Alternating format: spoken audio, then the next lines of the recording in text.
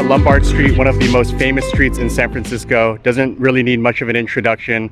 Was actually close by here yesterday, or where you saw me in the last video, maybe about a half a mile out from this area. Highly recommend checking this place out. Really not much else to say. It's a great place for photo ops, a very highly visited place for both locals and tourists. And if you're so inclined, there's actually a few properties available for purchase, but I will say the common saying out here is that it's hella expensive.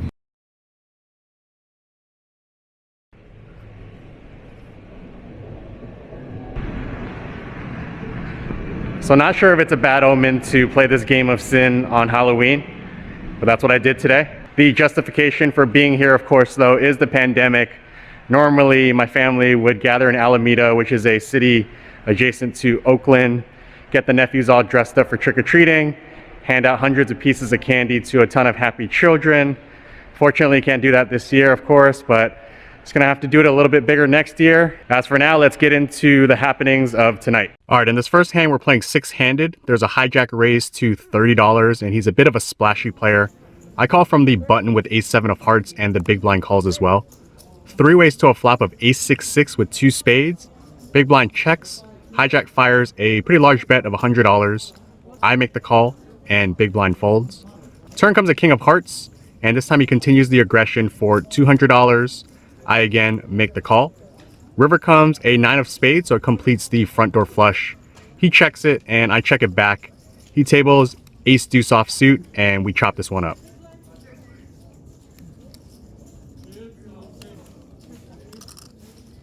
This next hand is a straddle pot.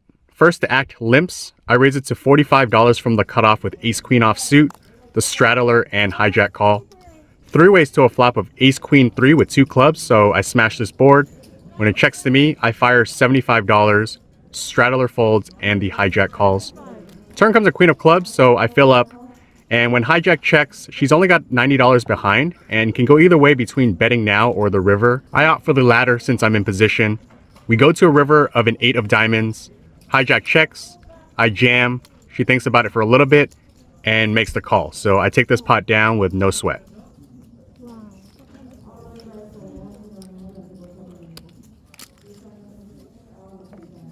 In this next hand, there's a limp from Under the Gun, who is the same splashy player from the first hand.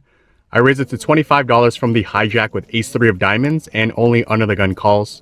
Heads up to a flop of 10-7-6 rainbow, so don't flop too much here, and when he checks it, I decide to check it back. Turn comes a 6 of clubs, and he checks it again. I bet $25 for a bit of protection and value. He decides to make the call. River double pairs the board, it comes a 10 of clubs, and all in all, a good run out. That said, I'm not sure if I can get value from a hand such as king or queen high, so when he checks, I decide to check it back. He tables king 5 offsuit, so I guess if he was calling with that on the turn, then there's a chance he's possibly making a hero call on the river, so probably missed a little bit of value on the river there. In this next one, I raise it to $20 from the cutoff with queen 10 offsuit, and only the button calls. Heads up to a flop of ace king 10 rainbow. I decide to check it, and he fires $20, and I make the call. Turn comes a good card from my hand. It comes a 10 of hearts, so I make trips. I check.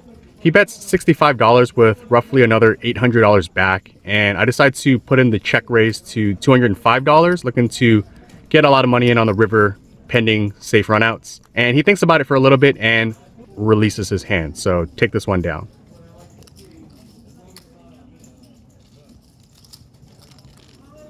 In this next hand, I raise it to $20 from the cutoff with ace queen offsuit.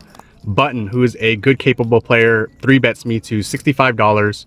Can go either way with a 4-bet or a call. I actually don't mind playing out of position too much in this spot, so I decide to just flat. We go heads up to a flop of ace 10-5 rainbow, so good flop here with top pair and a good kicker. I check, he down bets $55, and I make the call.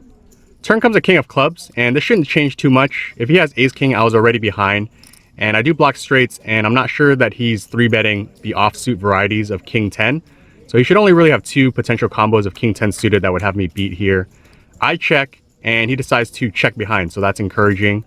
We go to a river of a 4 of spades, so a clean, safe run out. I decide to fire $145 for value, roughly 2/3 pot. Looking at target hands such as ace jack and ace wheel type holdings, and he's in the tank for quite a while, so that lets me know that I should have the best hand. And after some deliberation, he decides to make the call. I table my hand, and it's good.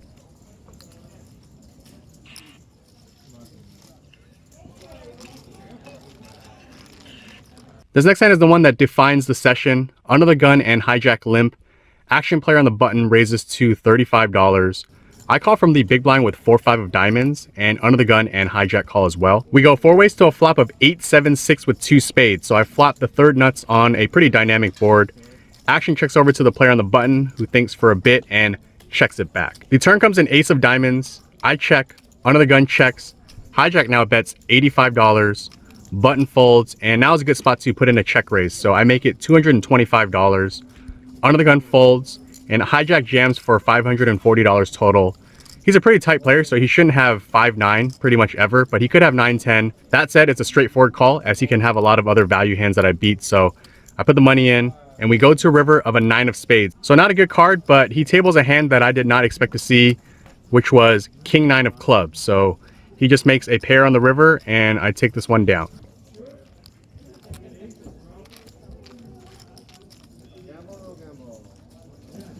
In this next one, the aforementioned splashy player raises to $25 from the hijack. I call from the button with ace-10 off suit, and we go heads up to a flop of 10-6 deuce rainbow. He checks, I fire $30, and he makes the call. Turn comes a 4 of hearts, so putting out some straight possibilities as well as a backdoor heart draw.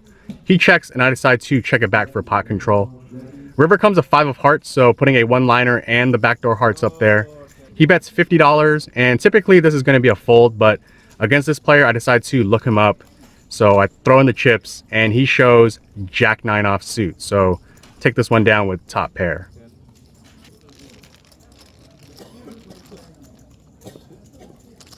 In this next one, I'm up against a player in the big blind who doesn't chop. So I decide to just explore a limp 100 strategy from the small blind. And I've got 6-7 of diamonds. Big blind raises to $20. I make the call. We go to a flop of 10-7-3 rainbow.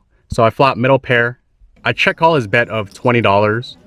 We go to a turn of an 8 of clubs. Action checks through this time. River comes a 4 of spades. I check, and he fires a rather polarized sizing of $105.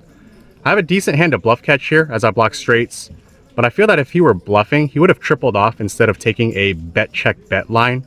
It feels like he could have just made some sort of a random 2 pair, like 3-4 suited on the river. Not exactly sure, but all that in mind, I decide to just let my hand go.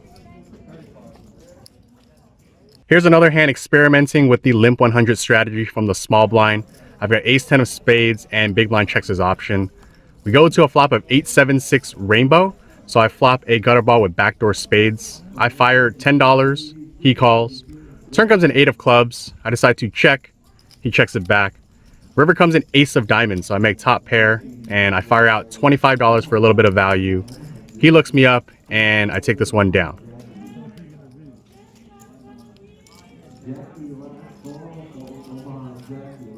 So other than these hands, there are a few other short ones when we were playing short-handed.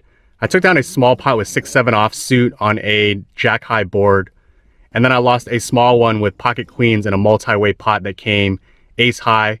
One player had 9-4 of hearts for 2 pair, and the other player had pocket 10s for middle set. And the last quick one was that I took down a pot with ace-king of diamonds on a queen-high board. So nothing super eventful in those hands, but just a couple quick ones there. So yeah, I got in the game for $900, and I cashed out a shade under $2,000. So book a nice profit, and to be honest, didn't really do anything special to earn the win tonight. It was really just a matter of having some splashy and action players at the table and having the deck hit me at the right time. But yeah, that's how poker goes sometimes. Certain sessions are going to be a bit more difficult with a lot of tough decisions. Tonight, of course, was the opposite of that, and while I'm happy to book a win in that manner, it's important to just realize that poker doesn't always come easy like this. You still have to put in the work and just be ready to do battle. So that's what I'm going to do. Take this one, be happy with it, but just look forward to the next one and the next challenge. So with that, I will see you all on the next one.